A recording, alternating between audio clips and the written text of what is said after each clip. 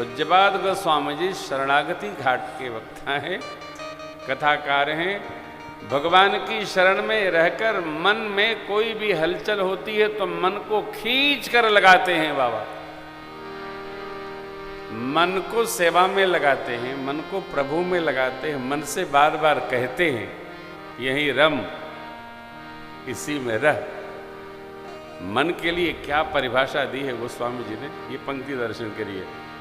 मन कर विषय अनल बन जरई, मन कर विषय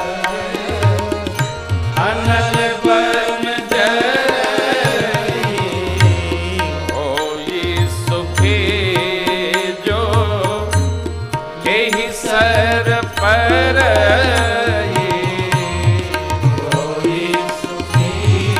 हाथी मन एहि सर पर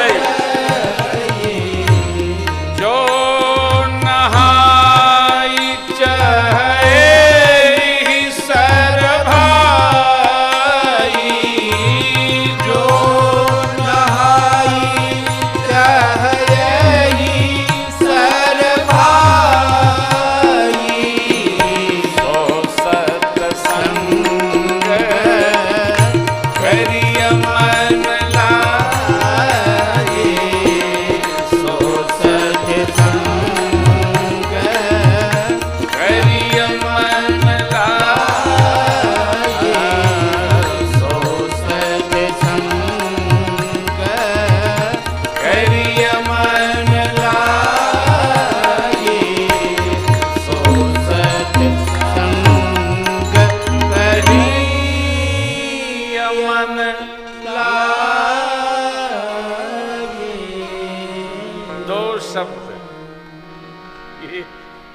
भोजपुरी के शब्द है भाई। ये मन का स्वभाव स्वरूप हाथी का है। विषय, ये जो ज्ञानेंद्रिया जहां जाके जम जाती है, ये शब्द, स्पर्श, रूप, गंध, रस, ये विषय है। अब ये इंद्रियां इन्हीं को ग्रहण करती है, इन्हीं में सुख ढूंढती रहती है। महात्मा लोग तो कहते हैं मन ही इंद्रियों का आश्रय बनाकर और चलता हुआ सुख लेने का प्रयास करता है, परंतु मन को सुख नहीं मिलता है। क्यों? विषयों में सुख नहीं। पूज्यपाद गोस्वामी जी कहते हैं, बुझे न काम अगिन तुलसी, कहूं विषय भोग बहु घीते, घीते मन पछतई हैं अवसर बीते। बाबा ने कहा ये मन का स्वभाव हाथी का है। हाथी कितना बड़ा होता है? यदि इस मन रूपी हाथी को सुखी करना चाहते हो तो मानस सर के शीतल जल में चुपचाप पर जाओ। होई सुखी जो परई मन केवल प्रवेश कर जाओ, बैठ जाओ। कैसे? सत्संग रूपी दिव्य जल है, इसमें आकर के बैठ बर जाइए। जो नहाय चाहे सर भाई, सो सत्संग चुपचाप करिए, चुपचाप बैठिए और निश्चित मानिए यह भगवान की कथा जो निरंतर सुनता रहता है, निरंतर सुनता रहता है, उसका मन भी शांत हो जाता है, इंद्रियां भी शांत हो जाती हैं, चित्त भी शांत, अंतःकरण जो चतुष्टय है सब शांत हो जाता है। और शांत होकर भगवान का साक्षात्कार सहज ही हो जाता है।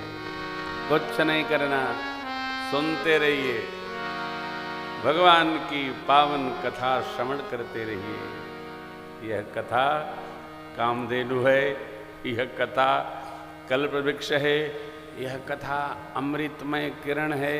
कैसे याज्ञवल्क्य जी महाराज कहते हैं, राम कथा शशि किरण समाना, संत चकोर करें जय पाना। प्रातस्मरणीय पूज्य अखंडानंद जी महाराज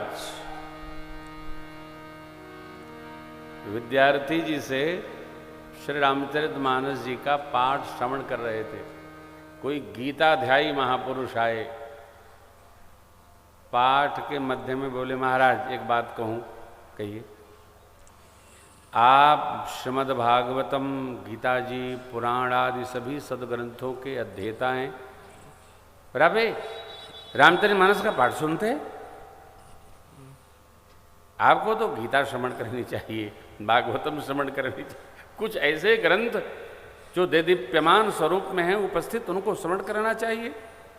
श्री महाराज जी के श्रीमुख वचन हैं। बोले, महाराज क्या दिव्य मार्गदर्शन आपने किया है। अनेकानेक फल टोकरियों में रखे हों और सब फलों का मिला करके रस बना करके रखा हो, तो फल काट काट खाया जाएगा कि एक गिलास रस पी लिया जाए। श्री रामचरितमानस जी नाना पुराण निगमागम सम्मतम यद रामायणे निगदितम क्वचिदन्य तोपि, सभी ग्रंथों को वेद मत शोध शोध शोध के पुराण सब पूज्यपाद गोस्वामी जी ने श्री रामचरितमानस जी को रच रखा है। इसलिए हमको आपको यह निश्चित है, कहने में संकोच नहीं होता। महापुरुषों, हम तो सीधी सीधी कथा सुनाते हैं। जो गृहस्थ हैं वो भी अपने घर में कथावाचक हो गए। हमको ज्ञात नहीं है। एक हमारा ग्रंथ है ठाकुर जी की प्रसादी गुरु कृपा से, आओ गाएं राम कथा घर घर में, तो घर घर में उसी से लोग कथा सुनते। हमको कोई बुलाता ही नहीं है। तो राहुल बाबू ने जाने कैसे बुला लिए हैं। मैं आरणी भागवताचार्य जी कहाँ बैठे?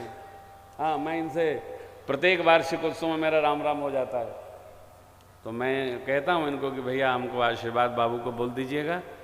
और देखता हूँ कभी मैं ऐसे ही दर्शन करने एक बार आ गया, क्योंकि दर्शन करते रहना चाहिए। जहाँ देखो कोई बुलाए तो नहीं जाना चाहिए, अपनों के यहाँ बिना मतलब जाते रहना चाहिए।